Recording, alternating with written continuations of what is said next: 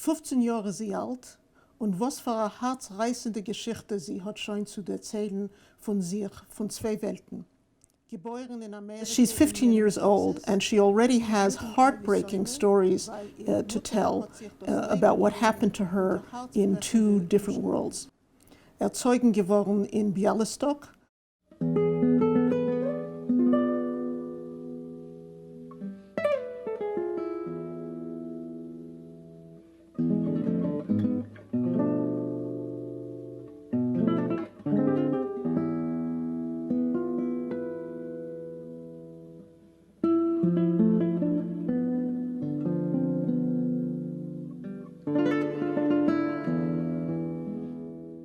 The period between 1880 and 1920 was a period of enormous growth in the Jewish immigrant population, particularly but not only in New York. And the struggle on the Lower East Side was both certainly economic and also cultural and also political. They were from Eastern Europe in this great wave of immigration. And there's a myth in America that they came from Städtler, from small towns, as religious men and women who came to escape the pogroms and to escape poverty. It's true that they came to escape the pogroms. It's even more true that they came to escape poverty. But the move from shtetl to city in Eastern Europe had taken place before the 1880s. It's not that they came from these little places out of the way where there were coherent communities and everybody, sang tradition.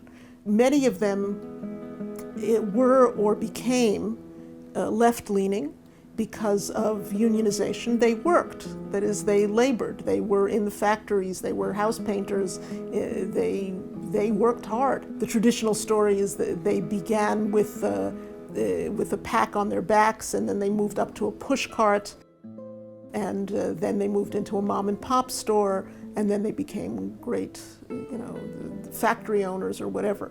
Not quite the story that everyone had, by far, but some were skilled in Europe. Many acquired their skills, tailoring, machine operating, which meant sweatshop. Many acquired those skills here. And the push for many of them, men and women, was for education, and a big push for learning English.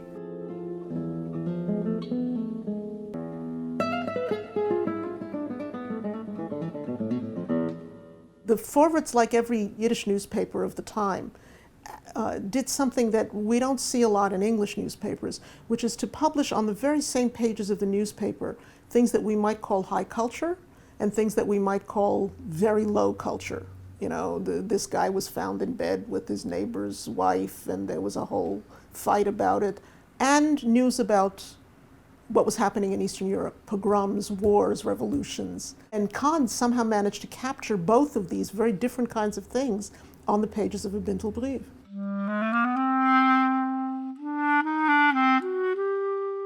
Meine Geschichte ist sehr erfreuliche. Ich bin 5 Monate im Land, ich lese dem Vorwärts und ich habe gelesen genug traurige, herzreißende Geschichten, aber ich habe nicht getroffen noch so unglückliche, wie ich bin. I've been in America for 5 months, and I read the newspaper, the Vorwärts, and in the Vorwärts, I've read about a lot of unhappy, heartbreaking stories, but I've yet to read one that is as sad and unfortunate as mine.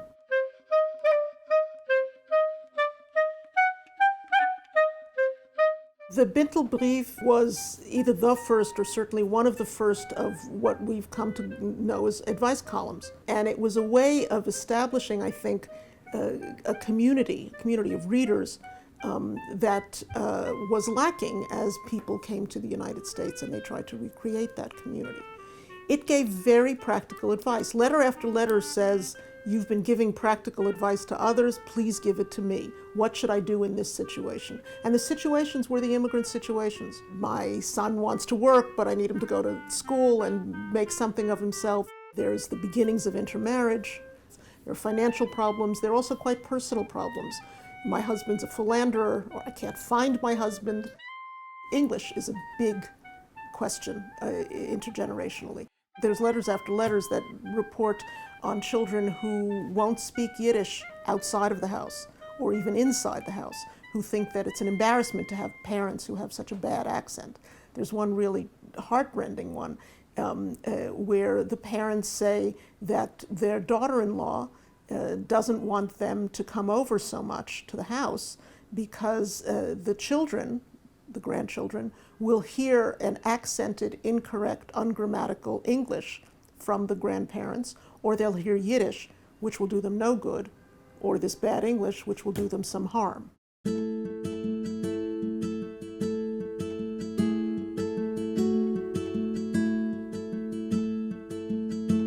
The Forwards at this point was the most important Yiddish newspaper in the world, of which there were scores and scores of such newspapers.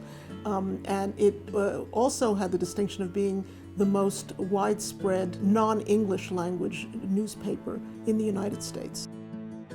The Forwards, of course, came out in New York. At its heyday in the 20s, it had a circulation of about 275,000 subscriptions, which means that it had many more readers. That is, people read them to their families, to their neighbors, they handed them off to one another. So its influence was really tremendous, both in the United States, and there were periods before the Second World War when Yiddish literature was really an international affair. That is, there were centers in New York, in Warsaw, in Moscow, in Berlin, and people who were living elsewhere also published in the Forwards, and people who were living elsewhere also read what was in the Forwards. But it wasn't only women who wrote to the Forwards. Men had the same kind of domestic problems that women did. Women's position was different than men's, but the desires were not all determined by gender. And all of these, and politics, you know, I'm a social democrat, my husband's a communist, what do I do now? All of these were questions that were asked of the Forward.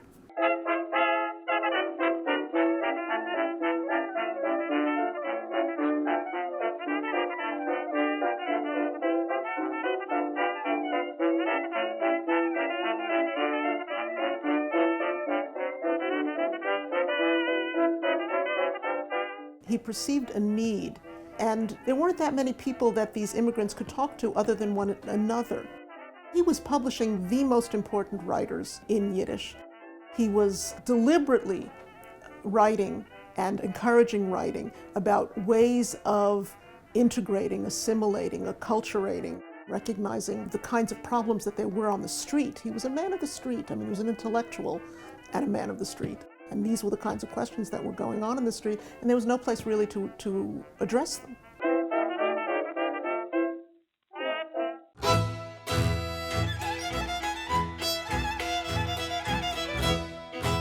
He was absolutely committed from a very early stage to the integration of these Eastern European Jewish immigrants into the United States. They suffered under a number of disadvantages, the Eastern European Jewish immigrants. One was that they were considered riffraff by the American larger public. This is also the period of nativism, right, where natives were not so happy to see this population come in. They were poor for the most part, not all, but for the most part. They tended to congregate in their own neighborhoods. Those neighborhoods quickly became overrun. They required social welfare activities.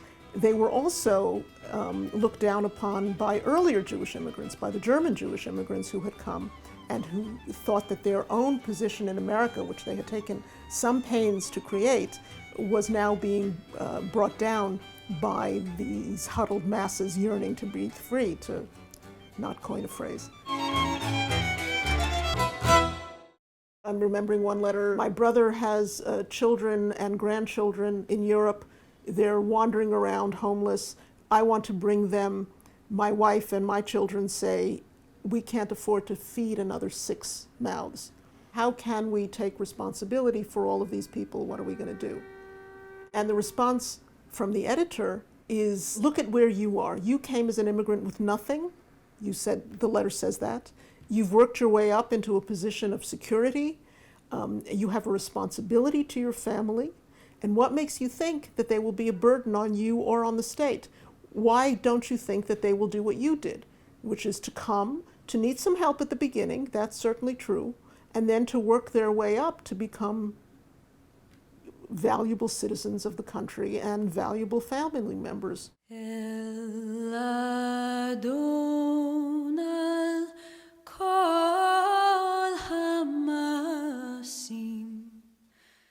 These letters offer a blueprint of the concerns, the problems, the gratitude, the hopes of immigrants from various periods. The problems that these letter writers are describing are the ones that if we took out the word Jewish, we would have the same problems now or through any immigrant period. How do we hang on to what we've had?